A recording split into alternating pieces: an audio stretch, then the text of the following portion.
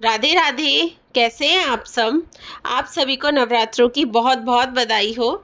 आज हम इस वीडियो में माँ दुर्गा के पहले स्वरूप माँ शैलपुत्री की पावन कथा का श्रवण करेंगे। नवरात्रि का पहला दिन माँ दुर्गा की शैलपुत्री स्वरूप को समर्पित है। पर्वतराज हिमालय के घर पुत्री रूप में उत्पन्न होने के कारण इनका नाम शैलपुत्री पड़ा। माँ का ये स्वरूप बेहद ही शुभ माना जाता है। इनके एक हाथ में त्रिशूल और दूसरे हाथ में कमल है।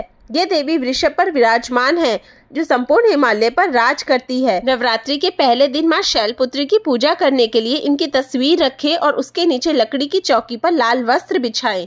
उसके ऊपर केसर से शम लिखें और मनोकामना पूर्ति गुटिका रखें। इसके बाद हाथ में लाल फूल लेकर शैलपुत्री देवी का ध्यान करें और इस मंत्र का जाप करें। ओम हेम हीम क्लीम चामुंडाय विच्चे ओम शैलपुत्री देवाय नमः।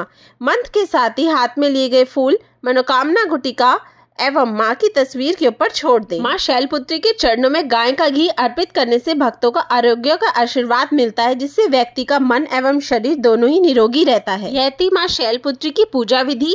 अब हम उनकी कथा का श्रवण करेंगे।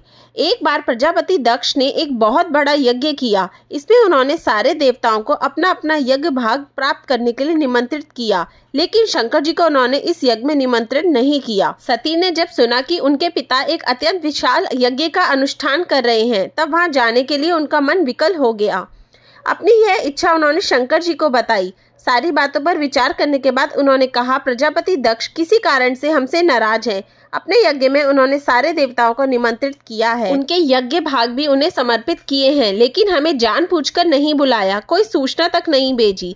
ऐसी स्थिति में तुम्हारा वहां जाना सही नहीं होगा। शंकर जी के ये कहने से भी सती नहीं मानी। उनका प्रबल आग्रह देके भगवान शंकर जी ने उन्हें वहां जाने की अनुमति दे दी। सती ने पिता के घर पहुंचकर देखा कि कोई भी उनके आदर और प्रेम के साथ बातचीत नहीं कर रहा, केवल उनकी माता से स्नेह से उन्हें गले लगाया। बहन की बातों में व्यंग्य और उपहास के भाव भरे हुए थे। परिजनों के इस व्यवहार से उनके मन को बहुत दुख पहुंचा। यह सब देख सती का हृदय शोक, ग्लानि और क्रोध से संतप्त हो उठा। उन्होंने सोचा, भगवान शंकर जी की बात ना मानकर यहाँ आकर मैंने बहुत बड़ी गलती की है।